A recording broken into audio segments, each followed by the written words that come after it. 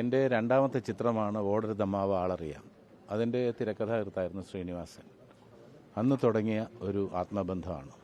എന്നെ സംബന്ധിച്ചിടത്തോളം ഒരു കൂട്ടുകാരൻ, ഒരു സഹോദരൻ, അതിനപ്പുറം ഒരു ഗുരുസ്ഥാനത്ത് കാണേണ്ട ഒരു വ്യക്തിത്വമാണ് ശ്രീനിവാസൻ. ശ്രീനിവാസൻ്റെ പ്രസക്തിയെക്കുറിച്ചും പ്രാധാന്യത്തെക്കുറിച്ചും ഞാൻ പറയേണ്ട കാര്യമില്ല. അത് മലയാളം വായിച്ചറിഞ്ഞിട്ടുള്ള കാര്യമാണ്, അനുഭവിച്ചറിഞ്ഞിട്ടുള്ള കാര്യമാണ്. എന്നാൽ ഒരു കാര്യം പറയാം, മലയാള സിനിമയിലെ ഹാസ്യത്തിൻ്റെ നിലവാരം ഉയർത്തുന്നതിൽ ശ്രീനിവാസൻ വഹിച്ചിട്ടുള്ള പങ്കെന്ന് പറയുന്നത് വളരെ വലുതാണ്. അശ്ലീല ചൊവ്വയുള്ള, ഡബിൾ മീനിങ് ഉള്ള ഒരു സംഭാഷണം പോലും അദ്ദേഹം ജീവിതത്തിൽ ഇതുവരെ എഴുതിയിട്ടില്ല. ഒരു എന്താ പറയുക, തലച്ചോറിൻ്റെ ഹാസ്യമാണ്. ഒരുപാട് ആലോചിച്ചിട്ട് എഴുതുന്ന ഹാസ്യമാണ്. ഞാൻ അദ്ദേഹത്തിൻ്റെ റൂമിൽ പോകുമ്പോൾ പലപ്പോഴും കണ്ടിട്ടുള്ളത് പേപ്പർ ചുരുട്ടുകുട്ടി അവിടെ നിലത്ത് കിടക്കുന്നതാണ്. എഴുതി റിഫൈൻഡാക്കി കോമഡി സീൻ എഴുതാനാണ് ഏറ്റവും ബുദ്ധിമുട്ടെന്നാണ് അദ്ദേഹം പറയാറുള്ളത്.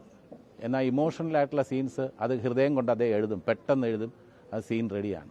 പിന്നെ അത്ഭുതകരമായിട്ടുള്ള കഴിവെന്ന് പറയുന്നത് സീൻ ഓർഡർ എന്നുള്ളത് 1 to 100 ഉണ്ടെങ്കിൽ ചിലപ്പോൾ ഡയലോഗ്സ് എഴുതിയിട്ടുണ്ടാവില്ല. ആദ്യ ദിവസം എഴുതുന്നത് ചിലപ്പോൾ 100ാമത്തെ അല്ലെങ്കിൽ 98ാമത്തെ സീനിൻ്റെ ഡയലോഗ്സ് എഴുതും. അത്രയ്ക്ക് മനസ്സിൽ പതിപ്പിച്ചാണ് എഴുതുന്നത്. അപ്പോൾ പ്രേക്ഷകരുടെ നിലവാരം ഉയർത്തുന്നതിൽ ശ്രീനിവാസൻ വലിയ പങ്ക് വഹിച്ചിട്ടുണ്ട്. ശ്രീനിവാസൻ എന്ന് പറഞ്ഞാൽ, ശ്രീനിവാസൻ്റെ ഹാസ്യം എന്ന് പറയാൻ നേരത്ത് അതേപോലെ ഒരു ഹാസ്യമില്ല. അപ്പം മലയാളം കണ്ടിട്ടുള്ള ഏറ്റവും വലിയ ജീനിയസുകളിൽ ഒരാളാണ്. ഈ പ്രേക്ഷകരുടെ നിലവാരം ഉയർത്തുന്ന പ്രതിഭകൾ അത് അപൂർവമേ മലയാള സിനിമയിലുള്ളൂ. അവരുടെ കൂട്ടത്തിൽ എന്തുകൊണ്ടും ഏറ്റവും മുന്നിൽ നിൽക്കുന്ന ഒരു വ്യക്തിത്വമാണ് ശ്രീനിവാസൻ്റേത്. അദ്ദേഹം എടുത്തിട്ടുള്ള എഫേർട്സ്, അദ്ദേഹം എടുത്തിട്ടുള്ള പെയിൻസ് ഒരു പരിധിവരെ അദ്ദേഹത്തിൻ്റെ ആരോഗ്യത്തെ തന്നെ ബാധിക്കുന്നത്. ഈ കോമഡി സീനൊക്കെ എഴുതുമ്പോൾ ഈ സിഗരറ്റ് ഇങ്ങനെ പുകച്ച് തള്ളുമായിരുന്നു, എന്നോട് തന്നെ പറഞ്ഞിട്ടുണ്ട്. ഒരുപാട് കാര്യങ്ങൾ ഞാനുമായിട്ട് ഷെയർ ചെയ്യാറുണ്ട്. അത്ര ആത്മബന്ധമുണ്ട്. കാരണം എന്നെ സിനിമ ഒരു നടനാക്കുന്നതിൽ 3 പേര് പ്രധാനപ്പെട്ട പങ്ക് വഹിച്ചിട്ടുണ്ട്. ഇന്നസെൻ്റ് ഏട്ടൻ, നെടുമുടി വേണുചേട്ടൻ, ശ്രീനിവാസൻ.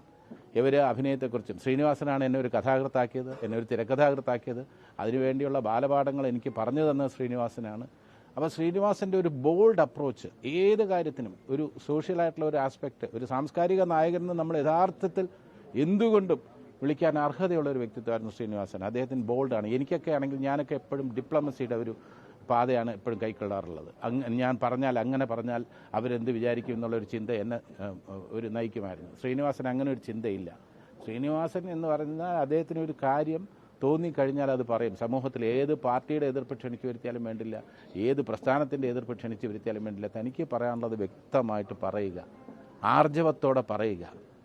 പിന്നെ ഒരു ഡെഡിക്കേറ്റഡ് ലൈഫായിരുന്നു. എഴുതുമ്പോൾ എന്ന് പറഞ്ഞിരുന്നാൽ അദ്ദേഹത്തിന് ഉറക്കമില്ലാത്ത രാത്രികളായിരുന്നു. അപ്പോൾ പലപ്പോഴും സീൻ തുടങ്ങുന്നതിന് തൊട്ട് മുമ്പ് സീൻ എഴുതിക്കൊണ്ട് അദ്ദേഹം ലൊക്കേഷനിൽ വന്ന കാര്യങ്ങളൊക്കെ ഞാൻ ആലോചിക്കുന്നു. പിന്നെ ഒരിക്കലും സ്പോണ്ടേനിയസ് ആയിട്ടുള്ള ഡയലോഗ്സ് സംസാരിക്കുമ്പോൾ ഇത്രയധികം ഹ്യൂമറുള്ള ഒരു നടനെയോ ഒരു കഥാകൃത്തിനെയോ ഞാൻ മലയാള സിനിമയിൽ കണ്ടിട്ടില്ല.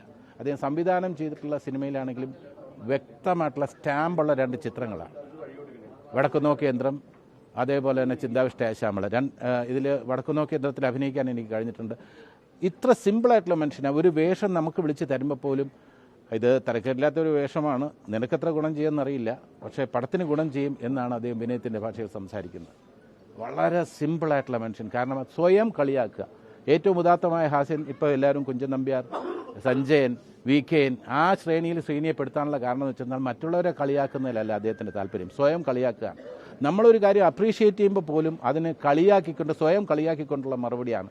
ഒരു അവാർഡ് കിട്ടുമ്പോൾ നമ്മൾ അപ്രീഷിയേറ്റ് ചെയ്യുമ്പോൾ അദ്ദേഹം തിരിച്ചു പറയുന്ന അദ്ദേഹത്തിനെ സ്വയം കൊച്ചാക്കിക്കൊണ്ടൊരു മറുപടിയാണ് പറയാറുള്ളത്. അപ്പം മറ്റുള്ളവരെ കളിയാക്കുന്നതിനേക്കാളും സ്വയം കളിയാക്കി തൻ്റെ രൂപം അത്ര സുന്ദരമല്ല എന്നും തനിക്ക് പൊക്കക്കുറവുണ്ടെന്നും ഒക്കെ ഒരു വലിയ പരിമിതിയായിട്ട് പ്രേക്ഷകരുടെ മുന്നിൽ അറിയിച്ചപ്പോൾ, അദ്ദേഹത്തിൻ്റെ രചനകളിലൂടെ, വാക്കുകളിലൂടെയൊക്കെ അറിയിച്ചപ്പോൾ പ്രേക്ഷകർ ഈ പൊക്കമില്ലായ്മയും ഈ സൗന്ദര്യം വലിയ സൗന്ദര്യമാണെന്നുള്ള രീതിയിലാണ് തിരിച്ചു കൊടുത്തത്. ശ്രീനിവാസൻ മലയാള സിനിമയ്ക്ക് ഒരുപാട് തന്നിട്ടുണ്ട്. എനിക്കുൾപ്പെടെയുള്ള ഒരുപാട് കലാകാരന്മാർക്ക് ഒരുപാട് കാര്യങ്ങൾ തന്നിട്ടുണ്ട്. തിരിച്ച് ശ്രീനിവാസന് നമുക്ക് തിരിച്ചു കൊടുക്കാൻ അധികം കഴിഞ്ഞിട്ടില്ല. അദ്ദേഹം ഒരുപാട് സ്റ്റാർസിനെ ക്രിയേറ്റ് ചെയ്തതോടെ ഒരുപാട് സംവിധായകരെ ഇവിടെ സൃഷ്ടിച്ചു. ഒരുപാട് മികച്ച സൃഷ്ടികൾ അദ്ദേഹം മലയാള സിനിമയ്ക്ക് തന്നിട്ടുണ്ട്. തിരിച്ച് മലയാള സിനിമയ്ക്ക് നൽകാൻ കഴിഞ്ഞത് എന്താണെന്ന് ചോദിച്ചാൽ, അദ്ദേഹം മലയാള സിനിമയ്ക്ക് എന്ത് തന്നോ അതിനനുസരിച്ചുള്ള ഒരു കാര്യങ്ങൾ തിരിച്ചു കൊടുക്കാൻ നമുക്ക് കഴിഞ്ഞിട്ടില്ല. പിന്നെ ജനകീയമായിട്ടുള്ള ഹാസ്യമാണ്, ജീവിതത്തിൻ്റെ ഒരു ഗ്രൗണ്ടഡ് ആയിട്ടുള്ള ഹാസ്യം. സാധാരണക്കാരൻ്റെ ലൈഫ് അനുഭവത്തിൻ്റെ വെളിച്ചത്തിലാണ്. വായനയിലൂടെ തനിക്ക് ലഭിച്ച അനുഭവം, ജീവിതാനുഭവങ്ങൾ, തിക്തമായ അനുഭവങ്ങളുടെ തീച്ചുള എന്നൊക്കെ പറയാം. അതെല്ലാം തുറന്ന് പറഞ്ഞിട്ടുണ്ട്. കാരണം ഭേദപ്പെട്ട ഒരു കുടുംബത്തിൽ, സാമ്പത്തികമായിട്ട് വലിയ കുഴപ്പമില്ലാത്തൊരു കുടുംബത്തിൽ ജനിച്ചിട്ട് പിന്നീട് തകർച്ച വരികയാണ്. ആ തകർച്ചയൊക്കെ വരവേൽപ്പ് വന്നിട്ടുണ്ട്. അപ്പോൾ അങ്ങനെ അതിൽ നിന്നും അപ്പോൾ അഭിമാനത്തിന് കോട്ടം വരുന്ന ഒരു കാര്യവും ചെയ്തിട്ടില്ല. പട്ടിണി കിടന്നിട്ടുണ്ട്, പക്ഷേ ഒരാളോട് കൈനീട്ടി പൈസ ചോദിച്ചിട്ടില്ല. ഇതെല്ലാം തൻ്റെ ഒരു കഴിവാണെന്ന് ഒരിക്കലും സ്ഥാപിക്കാൻ അദ്ദേഹം ശ്രമിച്ചിട്ടില്ല. ഇതൊക്കെ ഭവിക്കുന്നു എന്നുള്ള രീതിയിലായിരുന്നു. അപ്പോൾ ആ ഡെഡിക്കേറ്റ് ആയിട്ടുള്ള ഒരു വലിയ കലാകാരൻ, വാക്കുകൾ ഇത്രയെന്ന് പറഞ്ഞാൽ എനിക്ക് ദിവസങ്ങളോളം പറയാൻ കഴിയും ശ്രീനിവാസനെ കുറിച്ച്. അത്രയധികം അദ്ദേഹവും കുട്ടികളുമായിട്ടുള്ള അടുപ്പം. പലപ്പോഴും മൂത്ത മകൻ വിനീത് ആദ്യമേ ഡയറക്ടർ ആവാനായിരുന്നു വിനീതിൻ്റെ ആഗ്രഹം. അപ്പോൾ ശ്രീനിവാസൻ എന്നോട് പറഞ്ഞു, അവൻ വിഷ്വൽ കമ്മ്യൂണിക്കേഷൻ, അവന് ഫിലിം ഇൻസ്റ്റിറ്റ്യൂട്ട് എന്നൊക്കെ പറഞ്ഞ് നിൽക്കുകയാണ്, നീ അവനോടൊന്ന് പറയണം, ബേസിക് ഒരു എഞ്ചിനീയറിംഗ് ഡിഗ്രി എടുത്തതിന് ശേഷം എവിടെ വേണമെങ്കിലും പോകാൻ പറയണം എന്ന് പറഞ്ഞ് എന്നെയാണ് ഏൽപ്പിച്ചത്. ഞാനാണ് വിനീതിനോട് പറഞ്ഞത്, വിനീത് എങ്ങനെയെങ്കിലും ഒരു എഞ്ചിനീയറിംഗ് ഡിഗ്രി കംപ്ലീറ്റ് ചെയ്യൂ, അത് അദ്ദേഹത്തിൻ്റെ ആഗ്രഹമാണ്. അതിനുശേഷം സിനിമ എന്ന് പറഞ്ഞ ഒരു റിസ്കി ഫീൽഡാണ് എന്ന് വിനീതിനെ ഞാൻ കൂടെ ഉപദേശിച്ചാണ് വിനീത് എഞ്ചിനീയറിങ്ങിന് പോയത്. അതല്ല ധ്യാനിൻ്റെ കാര്യവും സഹോദരിയുടെ വിദ്യാഭ്യാസത്തിൻ്റെ കാര്യത്തിലും ഈ കാര്യങ്ങളിലൊക്കെ തന്നെ എന്നോട് കാലാകാലങ്ങളിൽ എല്ലാ കാര്യങ്ങളിലും എന്നെ അറിയിക്കുമായിരുന്നു. രമയുടെ അസുഖം ബാധിച്ചിരുന്ന അവസ്ഥയിൽ അദ്ദേഹം ഒരു ആന്ധ്രയിലുള്ള ഒരു ആയുർവേദ ഡോക്ടറിൻ്റെ കാര്യം എനിക്ക് സജസ്റ്റ് ചെയ്തിരുന്നു. പക്ഷേ എനിക്ക് എന്നെ അറിയാമായിരുന്നു രമയുടെ ഒരു ന്യൂറോ കേസാണ്. അപ്പോൾ അതിനകത്ത് ആയുർവേദത്തിൻ്റെ അത്ര സ്കോപ്പ് ഞാൻ കണ്ടില്ല. അപ്പോൾ ശ്രീനിയെ ഞാൻ കാര്യങ്ങൾ പറഞ്ഞ് മനസ്സിലാക്കി. അങ്ങനെ വീട്ടുകാര്യങ്ങൾ ഞങ്ങളെല്ലാം ഒരുമിച്ച്, ഞാൻ നെടുമുടി വേണു, ഇന്നസെൻറ്റ്, പിന്നെ ശ്രീനിവാസൻ, ഞങ്ങൾ ഫാമിലിയായിട്ട് ഒരു യൂറോപ്യൻ ട്രിപ്പ് പോയത് ഞാൻ ഒരിക്കലും മറക്കുന്നില്ല. ഞങ്ങൾ ഫാമിലിയായിട്ട് പോയി ഞങ്ങൾ യൂറോപ്പിൽ ഒരു വൈകുന്നേരങ്ങളിലെ ഞങ്ങളുടെ ഇംപ്രവൈസ് ആയിട്ടുള്ള സ്കിറ്റുകളിലൊക്കെ ശ്രീനിവാസൻ സ്റ്റേജിൽ കയറി സംസാരിച്ചാൽ അതൊരു സ്കിറ്റിൻ്റെ രൂപത്തിലാവുമായിരുന്നു. അപ്പം നമുക്കൊരു സ്ട്രെയിനും ഇല്ലായിരുന്നു. ഫാമിലിയായിട്ട് പോയിട്ട് ഒരു ഫാമിലി ട്രിപ്പായിട്ട് എൻജോയ് ചെയ്തു. അങ്ങനെയുള്ള ഒരുപാട് നല്ല നിമിഷങ്ങൾ എന്നെ സംബന്ധിച്ചിടത്തോളം ജീവിതത്തിൽ ഒരിക്കലും മറക്കാൻ കഴിയില്ല. ഞാനാക്കിയതിൽ ഏറ്റവും വലിയ പങ്ക് വഹിച്ചിട്ടുള്ള ഒരു വലിയ വ്യക്തിയാണ് എന്നെ വിട്ടുപിരിഞ്ഞിരിക്കുന്നത്, മലയാള സിനിമയെ വിട്ടുപിരിഞ്ഞിരിക്കുന്നത്. ഇപ്പോൾ ഇന്ത്യൻ സിനിമയിൽ നമ്മൾ ചരിത്രം എഴുതുമ്പോൾ ശ്രീനിവാസന് വേണ്ടി ഒരു ചാപ്റ്ററല്ല, ഒരുപാട് ചാപ്റ്റേഴ്സ് എഴുതേണ്ടി വരും. ബോൾഡായിട്ടുള്ള വിഷയങ്ങൾ അത് മനോഹരമായിട്ട് അവതരിപ്പിച്ച് അതിനുവേണ്ടിയുള്ള തയ്യാറെടുപ്പ് എന്താണെന്ന് എനിക്കറിയാം. അദ്ദേഹം എടുത്തിട്ടുള്ള പെയിൻസ് എന്താണെന്ന് അറിയാം. അങ്ങനെ ഒരു വലിയ പ്രതിഭ മലയാള സിനിമയിൽ ഇനിയിപ്പോൾ ഒരു 100, 200, 300 വർഷങ്ങൾ കഴിഞ്ഞിട്ടുള്ള ചരിത്രം എടുത്ത് നോക്കുമ്പോഴും ഇങ്ങനെ ഒരു വലിയ മനുഷ്യനിവിടെ ജീവിച്ചിരുന്നു.